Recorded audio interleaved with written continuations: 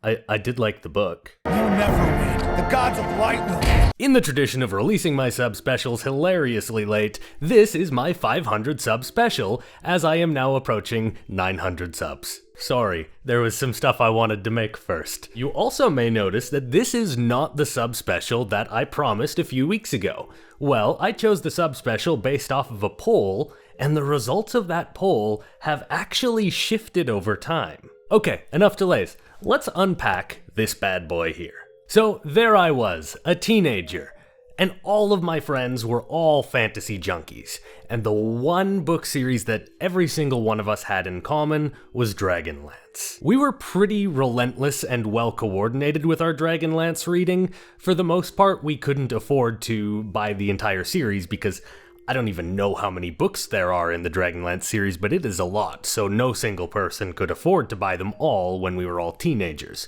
So we had this very coordinated effort that this person's gonna buy this trilogy, this person's gonna buy this trilogy, and then we're all gonna lend it to each other, and then new people would start joining our little Dragonlance reading circle, and then we'd have to We probably should have been running like a calendar as to who was borrowing which books at which times, because it was quite the network of lending. But one day, I discovered something beyond the books that was about to change my perception of the series forever. There, sitting in a forgotten shelf of our local Blockbuster, was the Dragonlance movie. And somehow, despite all of us being Dragonlance junkies, we'd never even heard of this thing. We loaded ourselves up with as much junk food as we possibly could, and we prepared to feast our eyes on this. What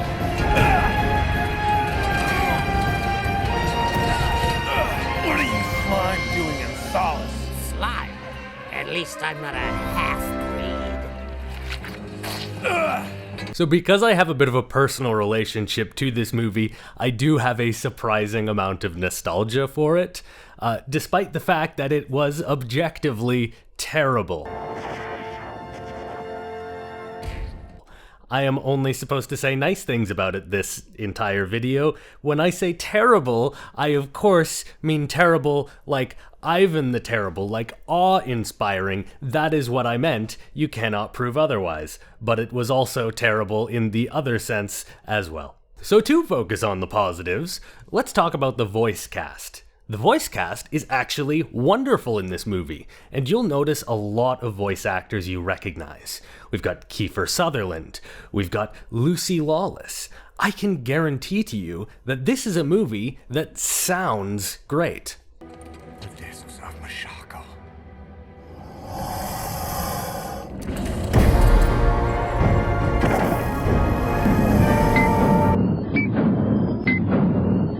Okay. That's one positive thing. I may be running out of positive things already. Okay, so the movie's like this, see? The world of Kryn fought this gigantic war against the evil dragon god Takesis, with the help of the gods of light who allied themselves with humanity. However, humanity started to get a little bit too comfy in the relationship, so the gods of light sent them an apocalyptic breakup message and suggested that they see other people. 300 years later, a group of adventurers meet for the first time in years at their favorite tavern, where this happens.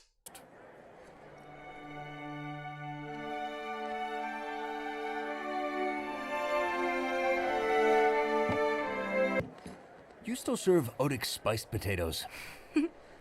Coming right up.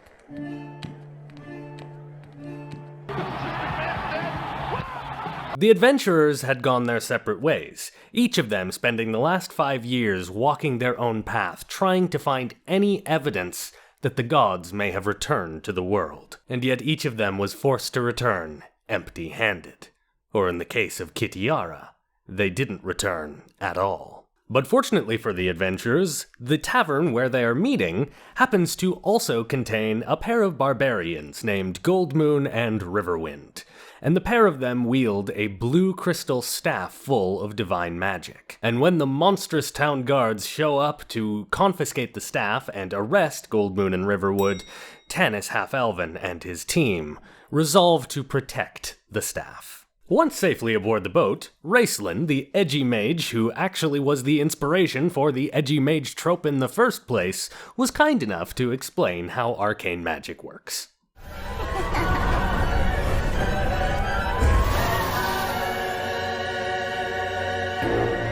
Do it again! Get the big ugly one this time! I can't. I must rest. You said you'd achieved great magical power. No matter how powerful a wizard is, he's limited to the number of spells he can cast each day. The party continues on their epic journey to find where Riverwind found this ancient relic stick.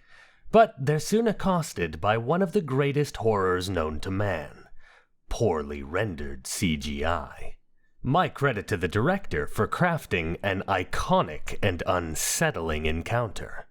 After defeating these horrific monstrosities, they continue on their way until they come across Goldmoon and Riverwind's village, which has been burned down to the ground. And it's a sad sight. But not too sad, because there's a whole lot of plot in this movie, and we don't have time for that. We gotta keep going. There's nothing we can do here. They arrive at a ruined city, and Raistlin performs some forbidden, arcane, unethical MK Ultra magic on a gully dwarf to mind control her into being his friend. The gully dwarf helps them find an old artifact called the Discs of Mishakal, which are meant to be an artifact that will be instrumental in bringing the gods back. But the discs are apparently not that helpful because Goldmoon soon dies trying to protect her new bros from a dragon. But, no, she doesn't die. She doesn't because Mishakal is a goddess and brings Goldmoon back as a cleric of Mishakal, and apparently she doesn't need the crummy healing staff anymore because now Goldmoon is the crummy healing staff, and also the gods did not abandon humanity because it was actually humanity who abandoned the gods, but the gods did still definitely get the house and the dog in the divorce, and humanity's not getting those back. Some stuff happens, and Tannis and the gang are soon trapped by terrible CGI monsters. But don't worry, because while in chains, they meet back up with their old friends back from Solace. Everybody is then saved by Tannis's estranged family. And Tannis meets back up with his old elven girlfriend, but decides to let her know that he's actually in love with Kitiara because Tannis is just a tortured half-elf and he needs to have some drama. The elves point the party to a large evil citadel where people have been kidnapped by black dragon riders. The heroes head towards the evil castle, and Lorana dons some armor to join them. But it's clear that the director is playing on Tannis as an unreliable narrator, because Lorana spends the remainder of the movie swapping between outfits at random. It's not a continuity error, it's art. They infiltrate the castle and free some prisoners, one of whom is this guy, Elliston. I hate Elliston. They take the prisoners and try and make a break for the gates, but are forced to fight Dragon Lord Verminard in one of the greatest and most well-choreographed fight scenes in all of cinema.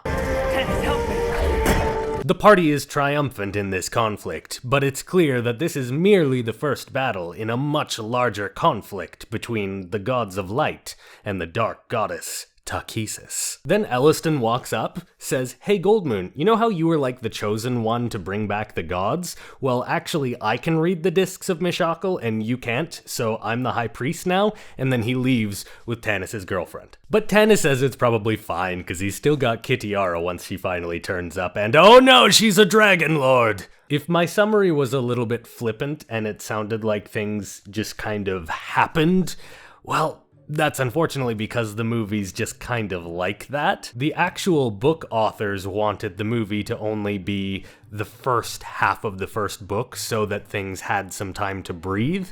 Like, a lot of the main cast of the Dragonlance series are barely really present in the movie. You would easily forget they're there. It would be nice if we had a better version of this story on screen, but that's just not the movie we got. I do actually have one genuinely nice thing to say about the film, though. Dragonlance first started in the 80s, and this particular book came out in I think 84, which means that the story falls back on a lot of very old genre tropes. And these tropes are so old and so well trodden that we haven't really used them very much in popular media for the last like 15 years. Which means that this story comes off as like weirdly fresh. Don't get me wrong, Dragonlance is still definitely dated, however a lot of those tropes in it, they just don't feel as tired as they used to 10 years ago. I'm beginning to see why old school Renaissance is making a bit of a comeback right now. Pop culture may be ready for quest fiction to come back, and that's actually really exciting. Honest and truly, I think you'll gain something if you look into the world of Dragonlance. I think you will enjoy yourself. But should you watch the movie? Dude, no! Just read the books, or wait for the new trilogy or something. I don't normally cover movies these days, but this was pretty fun to do, actually. So if you scroll on down below, and if you leave a like on this video, I will consider making another video in which I only say positive things about the year 2000 Dungeons & Dragons movie. I have never seen that one, I have no nostalgia going for me this time, so we can make a whole thing of it. Thank you all so much for watching and subscribing. And if you would like to see the madness I inflicted upon the internet for my 100 sub special, in which I did my honest best effort to find D&D tips from Netflix's Too Hot to Handle, then you can check it out right here.